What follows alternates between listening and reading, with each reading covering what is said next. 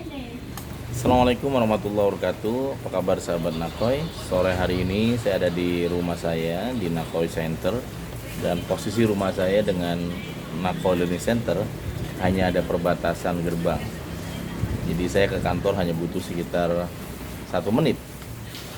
Dan my vision, my dreams, ya, miracle come true ini memang saya memiliki afirmasi, ya. Saya memiliki satu semangat dan saya memiliki harapan-harapan dalam kehidupan saya kepada Allah.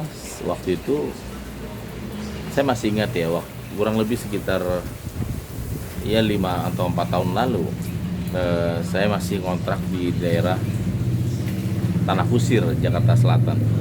Dan waktu itu kita bayar kontrakan setiap bulan sewa kantor, ya.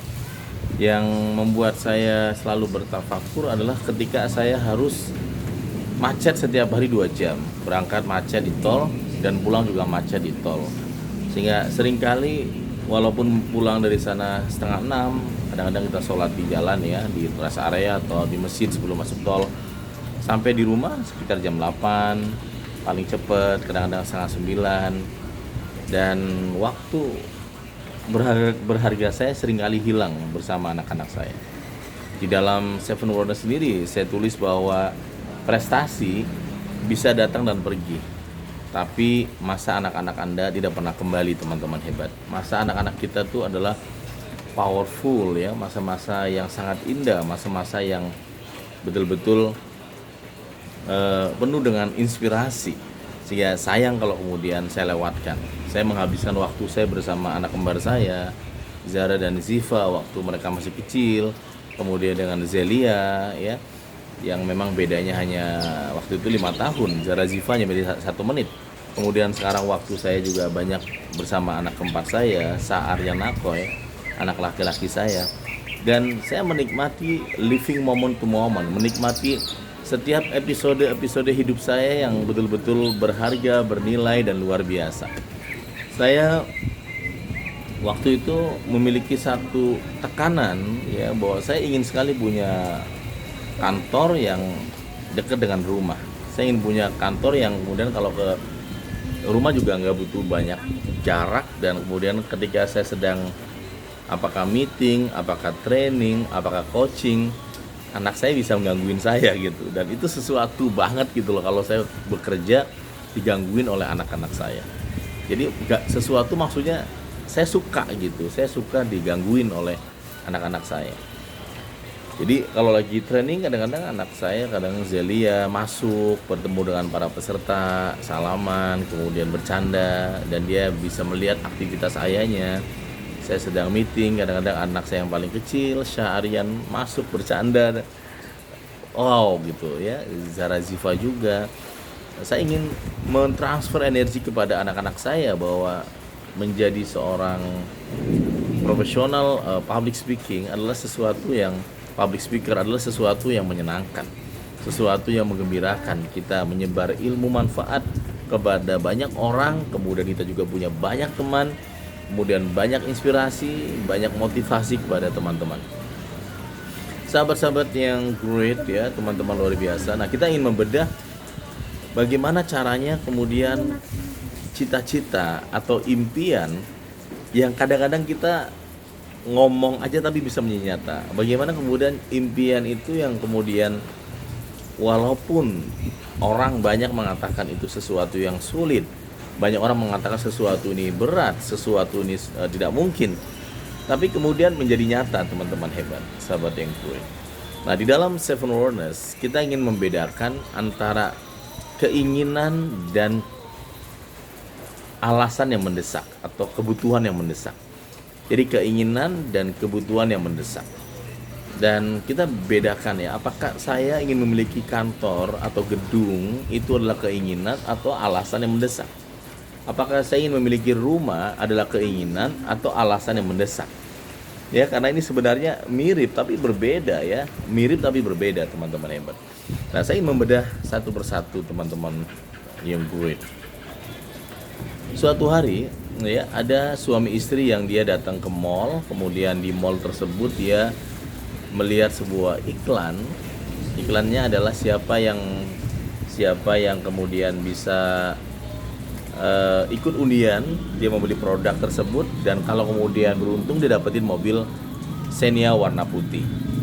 Maka suami istri ini betul-betul berharap, bahkan yakin dan berdoa dia ikut undian, dan kemudian mendoakan dirinya semoga dapat undian tersebut. Dan ketika kemudian diumumkan pemenangnya bukan dia, ternyata suami istri ini masih bisa tersenyum, masih bisa bercanda, bahkan masih menguatkan satu dengan yang lainnya, mengatakan memang belum jodoh ya Pak, memang belum jodoh ya Mah, gitu, nggak apa-apa lah kita pulang aja. Jadi suami istri ini dia ingin mobil Xenia warna putih, tapi kalau nggak dapat nggak apa-apa. Nah, itu yang kemudian disebut sebagai keinginan-keinginan. Tapi ketika suami istri ini pulang ke rumah, dan di rumah dia melihat ada anak kecil, kurang lebih ya usianya bisa SMP, tapi dia cara bicaranya, gerakannya, gayanya seperti anak SD gitu. Bahkan telanjang dada, dia masih pipis juga berdiri, tidak ada perasaan malu. Ternyata anak ini autis gitu. Dan dia tahu bahwa membawa anak ini untuk berobat di konsultan ya, di terapi membutuhkan uang lumayan satu kali konsultasi, dan dia nggak punya uang.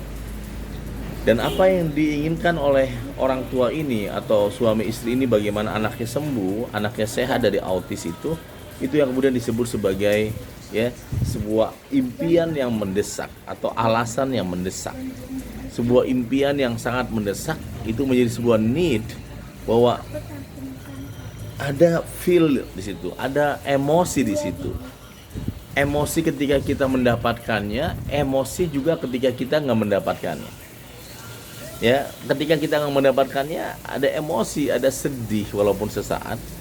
Ketika kita mendapatkannya, kita juga emosi, menangis dan lama gitu, bersyukur kepada Allah dan lama. Nah, cek ulang masing-masing, apakah Anda, sahabat-sahabat saya, Anda punya impian, Anda punya dreams, Anda punya cita-cita, Anda punya keinginan. Apakah masuknya kepada tadi keinginan saja, atau kemudian menjadi sense of urgency, sesuatu yang darurat, sesuatu yang mendesak, sesuatu yang kemudian Anda katakan yes, bahwa saya harus betul-betul berubah, saya harus betul-betul mengubah kehidupan saya untuk menjadi pribadi yang betul-betul di atas rata-rata.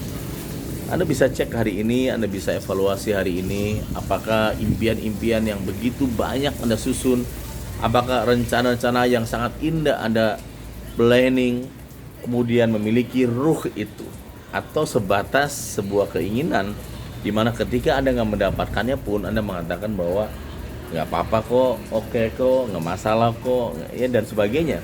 Ketika Anda memilih dalam hal ini mengatakan seperti itu sama halnya Anda kemudian dalam buku Seven Awareness memiliki banyak alasan, teman-teman hebat. Nah, buat Anda yang hari ini keadaannya adalah memiliki sebuah alasan yang sangat kuat, bahkan sangat kuat. Ketika ibu tinggal satu orang di rumah dan tidak ada pilihan lagi, ketika ayah sudah pensiun, ketika Anda hidup sendiri dan Anda menemukan sense of urgency dalam keadaan tersebut, itu menjadi sebuah ruh perubahan yang luar biasa. Karena kunci dari perubahan itu adalah self-awareness, sadar terhadap diri sendiri. Kunci perubahan adalah menyadari bahwa dirinya adalah titik balik perubahan untuk sukses, dan juga dirinya adalah titik balik untuk gagal dan mundur.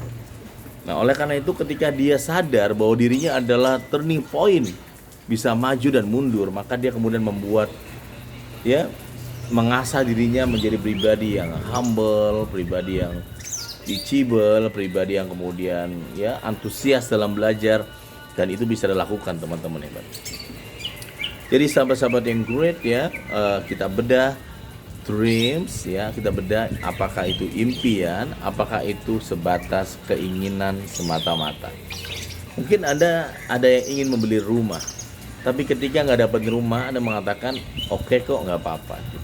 Anda mungkin ingin berangkat haji atau umroh, ketika nggak berangkat haji Anda mengatakan nggak apa-apa kok, lagi sulit kok, lagi pandemi kok Anda mungkin ingin membantu keluarga Anda untuk bebas hutang, saudara, kakak, Dan ketika nggak bisa melakukan itu, Anda mengatakan nggak apa-apa kok, memang lagi sulit. Anda mungkin ya memiliki keinginan untuk kuliah lagi, tapi ketika nggak sampai di sana Anda mengatakan is okay kok, nggak masalah ya. Nah, banyak orang yang tanpa disadari dia kemudian memiliki hal yang tidak pernah terduga, bahwa dia seringkali terjatuh, terpelosok, bahkan terpuruk, sangat buruk dalam kehidupan dia, menjadi di bawah rata-rata.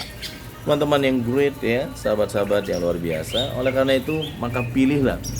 Bahkan mungkin Anda masih membuang satu-satu. Adakah impian yang mendesak yang itu sebatas hanya keinginan saja? Dimana kalau Anda nggak dapat, Anda pun mengatakan oke, ya. Tapi Anda punya satu saja sebuah alasan yang kuat, satu saja alasan yang mendesak untuk kemudian betul-betul Anda perjuangkan untuk mengubah kehidupan Anda. Tidak ada yang mustahil. Saya punya teman ya, seorang dulunya sangat miskin, bahkan dari Kalimantan. Dia berangkat bersama istrinya ke Jakarta, tinggal daerah kota Beos, Jakarta Barat. Ya, kemudian apa yang terjadi? Dia tinggal di rumah kecil kontrakan. Setiap pagi istrinya ada bintik-bintik merah di punggungnya karena kipasnya gede sekali. Dan kemudian dia melihat istrinya yang setiap pagi kesakitan karena kipasnya begitu besar, sementara memang panas.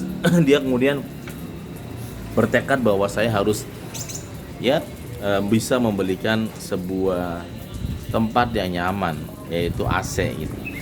Dan cita-citanya tumbuh ingin memiliki AC tersebut. Kemudian terus dia perbesar lagi, dia perkuat lagi, sampai akhirnya punya apartemen, punya mobil, dan sangat sukses. Ketika dia ketemu saya di sebuah kesempatan, kemudian saya bertanya kepada dia, dan dia mengatakan bahwa apa yang dia rasakan hari ini, apa yang dia dapatkan hari ini, itu semuanya ya ketika dia memiliki sebuah alasan yang kuat untuk sukses dan menjadi di atas rata-rata. Jadi pilih, belah, dan cari. Semoga Anda memiliki ruh dalam